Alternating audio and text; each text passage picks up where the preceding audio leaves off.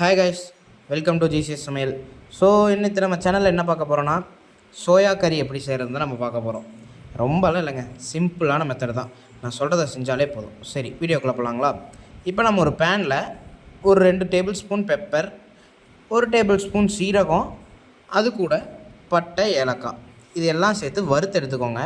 கொஞ்சம் deep fry ஆகிற மாதிரி எடுத்துக்கோங்க. கருக்கீரை மட்டும் வேணாம், கொஞ்சம் பொன்னிறமாக வந்தோடனே எடுத்துகிட்டு அதை வந்து நம்ம மிக்சியில் போட்டு அரைச்சிருவோம். ஓகேங்களா? கொஞ்சமாக தண்ணி சேர்த்து ஒரு 4-5 இலை புதினா போட்டு சேர்த்துக்கோங்க. புதினா ஒரு ஃப்ளேவருக்கு தான். போட்டு எடுத்துகிட்டு நான் வந்து இப்போ பெரிய சோயா தாங்க எடுத்திருக்கேன். பெரிய சோயாவை 5 நிமிஷம் சுடுதண்ணியில் வேக வச்சு எடுத்திருக்கேன். அதில் வந்து அதை நம்ம மேரினேட் பண்ணிடுவோம். அந்த பேஸ்ட்டை பண்ணி முடிச்சுட்டு நம்ம ஒரு பேனில் எண்ணெய் ஊற்றி 2 பிரியாணி இலை, 2 அன்னாசி பூ எடுத்துக்கோங்க. அதுக்குள்ளே போட்டுட்டு பெரிய வெங்காயம் ஒன்று சின்ன சின்னதாக வெட்டி எடுத்திருக்கேன். அதையும் நம்ம சேர்த்துக்குவோம்.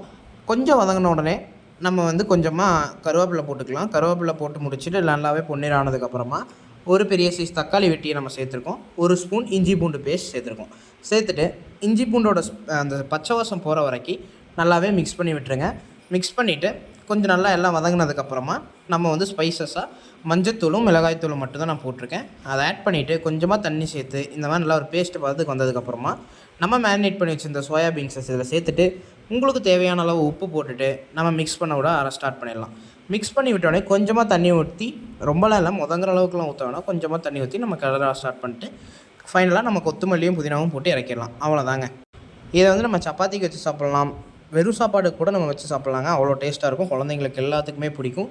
நீங்கள் மறக்காமல் வீட்டில் செஞ்சுட்டு எப்படி இருக்குன்னு சொல்லி கமெண்ட் பண்ணுங்கள். ஸோ இந்த வீடியோ அவ்வளோதாங்க. நம்ம அடுத்த வீடியோவில் சந்திப்போம். ஸோ அது வரைக்கும் டாடா பை கைஸ்.